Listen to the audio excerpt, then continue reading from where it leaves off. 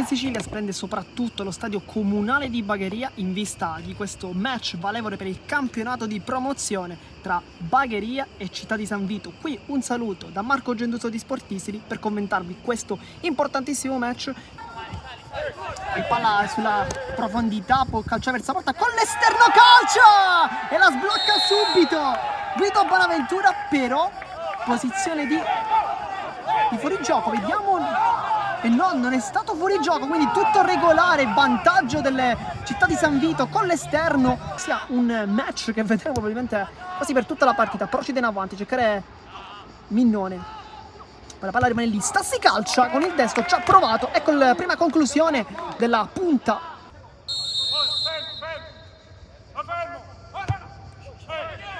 Poi palla ancora al centro e sbuca di testa, è tutto regolare ancora, 2-0 per Città di San Vito, esulta Rosone che poi porta tutti i compagni, forse vediamo da qualcuno in particolare, colpo di testa. Badami la mette giù molto bene, Stassi guarda la porta, può calciare col sinistro, non la inquadra ma ancora una volta cerca lui la giocata per il Bagheria, non trova la porta, trova per una deviazione, palla in calcio d'angolo, quindi la Cardella che sbaglia, poi quasi commette fallo. Badami, rilancio per Stassi, buca il difensore, Stassi salta il portiere, Stassi sotto porta! Ed ecco il gol di Giorgio Stassi! Riapre la partita del Bagheria, 1-2, perfetto!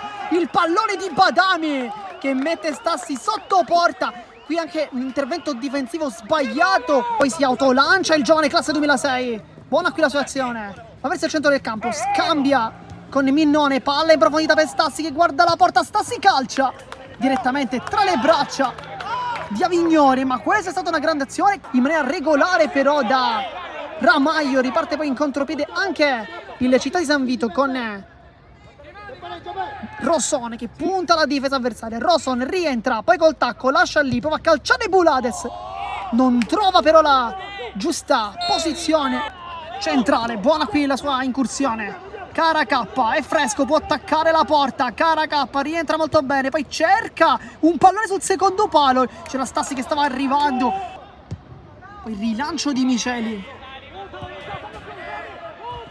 Bulades attacca la porta, c'è dentro Fama, cross in centro per Fama, va giù con Gastone, tutto regolare, qui ha rischiato tanto il 3, non è riuscito a ribattere in porta, c'era anche Ferrara dietro di lui, ancora un'altra volta un calcio d'angolo, questa volta sul secondo palo, Flamia mette in mezzo il tocco, deviazione, si chiede un calcio di rigore, poi la scivolata di Ferrara con il rilancio di Cor e non viene sanzionato dal direttore di gara, si chiedeva un tocco con il braccio di testa, sponda, poi Flamia.